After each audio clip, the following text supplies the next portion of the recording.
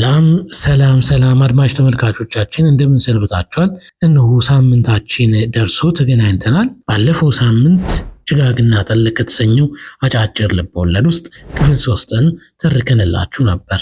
ቀጣዩን ክፍል አሁን እናስደምጣችኋለን። ከዛ በፊት ግን ከክፍል 3 ውስጥ ቀንጨብ አድርገን ለማስታወስ ያክል እናወራለን። አብራችሁን እንድትቆዩ የአክብሮት ግብዣችን ነው። የሰጡትን ምግብ እንኳን ሳይጨርስ በጥድፊያ የት ነው ያደርከው የሚል ድምፅ ነው የሰማው። ደንግጦ ዝም አለ። በድጋሚውንም የት ነው ያደርከው የሚለው የእናትየውን ድምፅ ሰማ። ከመደንገጡ የተነሳ አይኖቹን እያጉረጠረጠ እናቱን በትኩረት እየተመለከተ ለማምለጥም ለመነሳትም እየፈለገ ሰፌዷ ላይ ከተቀመጠችው ቂጣ አንዷን ብድግ አደረገ።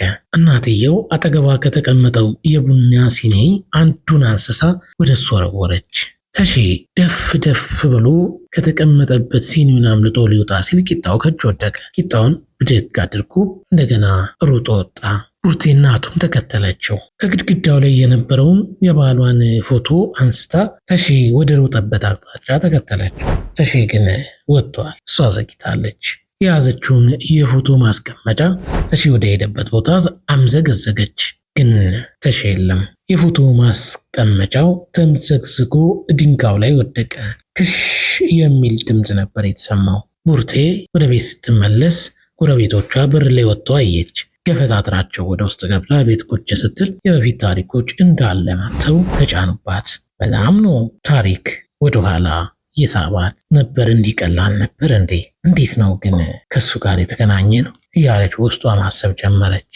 አንድ የእሳት አደጋ ሰራተኛ መጥቶ ምግብ ቤት ከምትሰራበት ውስጥ አማሉ የራሱ ለማድረግ ከሰዎች ጋር ቁማር አያይዞ ነበር የመጣው። ይሄ ሰው ተሳክቶለት ቡርቴን አገኛት ይሆን? ይህንን በክፍል 4 የምናደምጠው ይሆናል። ክፍል 4 አሁን ይቀጥላል።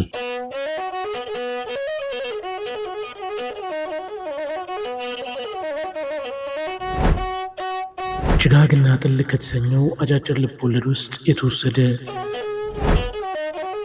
ደራሲ አዳም ረታ፣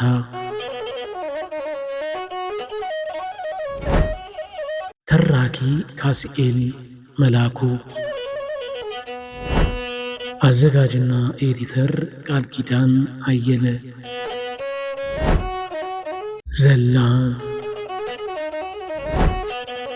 ክፍል 4።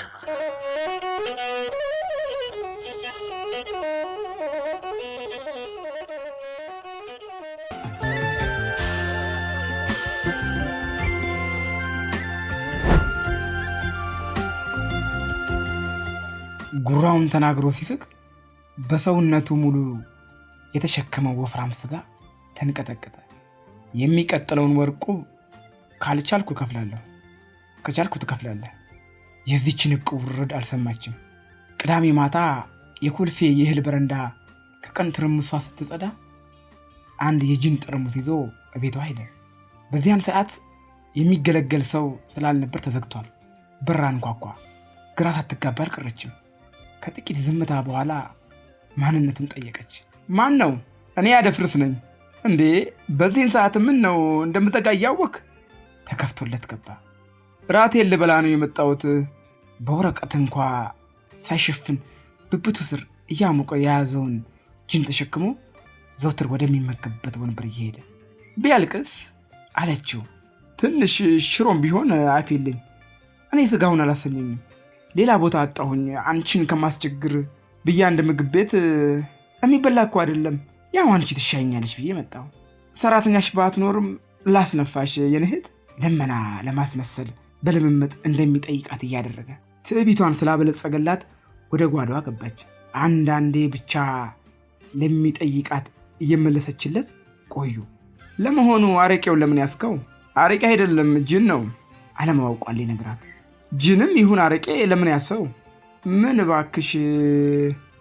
ዝም አለ። ምን አልከኝ? ምን ያደርግልሻል አላት። እስከዚህ ከባድ ነገር ነው መናገር? አፍሬ ነው። ምን የሚያሳፍር ነገር አለው?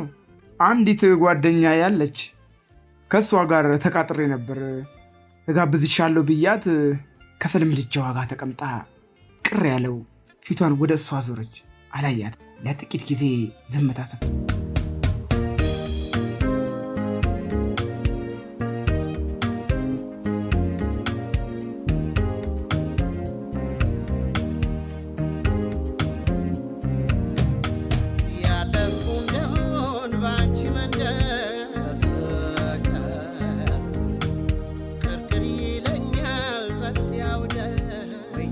የሬዲዮኑን ዘፈን ሳል የሚያሸንፍ የሚቁላላ የሽንኩርት ድምፅ ይሰማል። የከሰል ምድጃዋን ይዛ ወደ ሳሎን መጣች።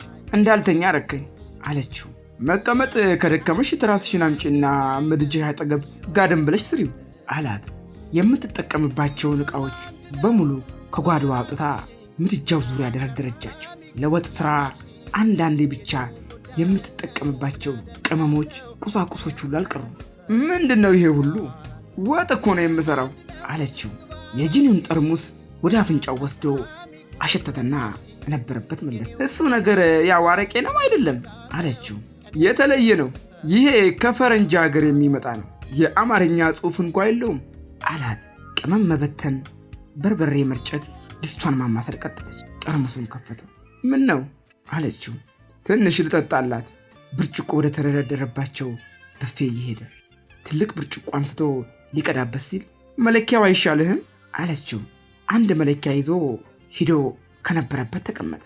ባትጠጣም ለስላሳ መጠጥና ጠላ ብቻ እሸታት የነበረች ቤቷን ጅን ስላስገባበት ብርቱካን ደስ ተሰኘች። በኋላ ሰክረን እንዳትረብሽ አለችው በሳቅና በቅል። ይሄ አላት ጮክ ብሎ። ይሄ እኮ አያሰክርም። የሀገራችን ዳግም አረግሽው እንዴ? ለምን አትሞክሪው ብርቱካንዬ? ቁልምጫውን እንዳልሰማች ሁሉ ድስቷን በኃይል ማማሰል ቀጠለች።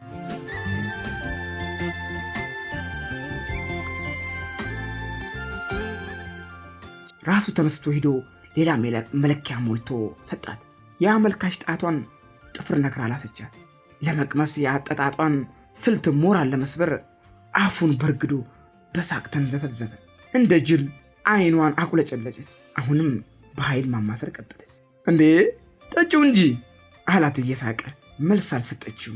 የራሱን መለኪያ ይዞ ወደሚነደው ከሰል ቀረበ። ምንም ጨርቅ ብደራርብ ብርዱ አለቀኝ አለ። ከሰሉን እያራገበች ቀና ብላየችው።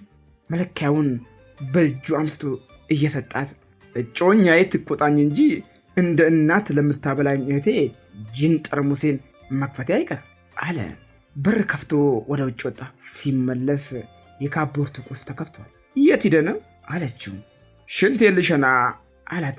ጠረጴዛ ላይ ያስቀመጣትን መለኪያ ጨልጦ ሌላ እየቀዳ ያጋመሰቻትን መለኪያ ሞላላት። አልተደረደረችም። ራት ሲደርስ አብረው ከበሉ በኋላ በስካር እንደደከመ ሁሉ እጇን ያዛል።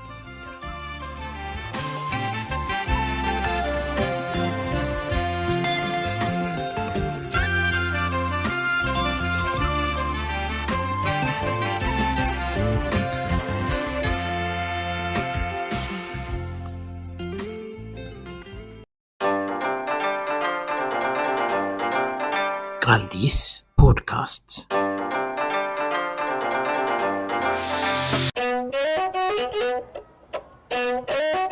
ትዝታውን በድምፅ